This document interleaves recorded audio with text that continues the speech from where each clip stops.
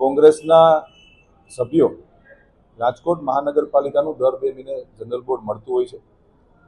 કોંગ્રેસના સભ્યો માત્ર ને માત્ર નાટકીય રીતે બોર્ડની અંદર આવું, બોર્ડની ગરિમાનું લાંછન થાય એ પ્રકારનું એનું બિહેવિયર હોય છે. વારંવાર અમે લોકો કહીએ છીએ માનનીય અધ્યક્ષશ્રીને કે બીપીએમસી એક્ટ ને જીપીએમસી એક્ટ મુજબ કોઈ પણ સાહિત્ય આપણે જનરલ બોર્ડની અંદર પ્રદર્શિત નથી કરી શકતા, કારણ કે બોર્ડ એના માટે છે, પ્રશ્ન પૂછવા માટેનું બોર્ડ છે. પ્રશ્ન પૂછવા માટેની એક પ્રક્રિયા હોય છે, એક પ્રણાલી હોય છે. એ પ્રણાલીમાં પણ માન્ય વિપક્ષના સભ્યો ભાગ નથી લેતા. માત્ર ને માત્ર મીડિયાની હાઇલાઇટ બનવું એ માત્ર આજે કોંગ્રેસનું કામ છે. ગયા બોર્ડથી આ બોર્ડ સુધીમાં હું સાર્વજનિક સ્વરૂપમાં હું આપને કહું છું કે વિપક્ષના એક પણ સભ્યની એના વોર્ડની પણ રજૂઆતો નથી આવતી. અહીંયા ડેલિગેશન તો ભૂલી જાઓ મિત્રો, એના વોર્ડની રજૂઆત નથી આવતી. માત્ર મીડિયામાં આવું અને નાટકીય રીતે પ્રદર્શનો કરવા.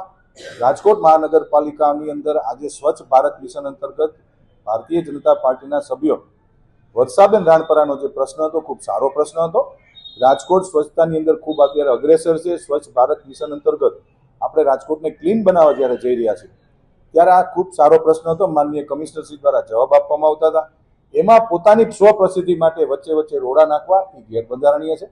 અને એ કોંગ્રેસનું હવે દુઃખ સાથે કહેવું પડે છે કે કોંગ્રેસને હવે આ બધી ફાવટ થઈ ગઈ છે કે આ પ્રકારનું જ કામ કરવું. બાકી વાસ્તવિકતાની અંદર જનાદેશ કોંગ્રેસ વર્ષોથી ગુમાવી ચૂકી છે. એમને ખરેખર સુધરવાની જરૂર છે.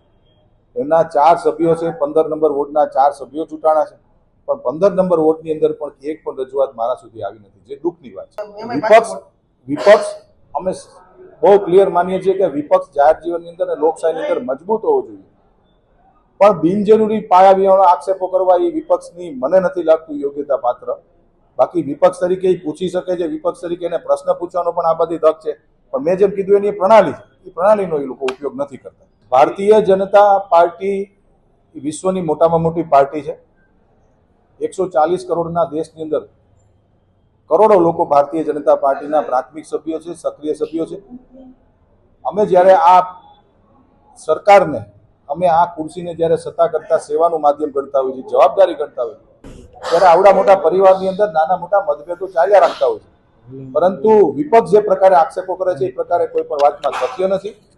પરિવાર છે, નાના મોટા વિષયો બનતા હોય છે ને વિષયોનું ક્લેરિફિકેશન પણ આપણા પરિવારમાં થતું એવી રીતે અમારી ભારતીય જનતા પાર્ટીમાં થાય છે. કોંગ્રેસમાં તો જે વિષયો આવે છે, જે વિવાદો આવે છે, સદીઓ સુધી ને 20-20 વર્ષ સુધી એકબીજા અંદર દુશ્મનીથી બાંધતા હોય છે, એવું અમારામાં હોતું નથી. વિષયોને લઈને મતભેદ હોય છે, મનભેદ નથી હોતા, પણ આવો કોઈ વિષય નથી મતભેદ કે નથી કોઈ મનભેદ.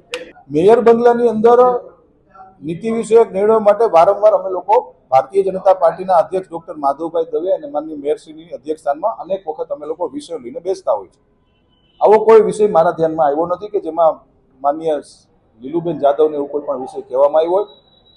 બેસતા હોઈએ છીએ કારણ કે નીતિ વિશે કોઈ પણ રાજકોટમાં જ્યારે વિકાસની વાત આવે ત્યારે નવી કોઈ પણ પોલિસી ઘડવાની હોય ત્યારે અમારી એક સંકલન સમિતિ હોય છે. એમાં માનનીય સાંસદ સભ્યો હોય, માનનીય ધારાસભ્યશ્રીઓ હોય, ભારતીય જનતા પાર્ટીના પ્રમુખ મહામંત્રી હોય અને કોર્પોરેશનના 5 પદાધિકારીઓ હોય. આ સંકલન સમિતિ અને પ્રદેશના હોદ્દેદારો હોય. આ સંકલન સમિતિ મળતી હોય છે ને એમાં કદાચ કોઈ પદાધિકારીએ ચર્ચા કરી હશે તો એ મારા ધ્યાનમાં નથી. બાકી એવો કોઈ વિષય જ નથી.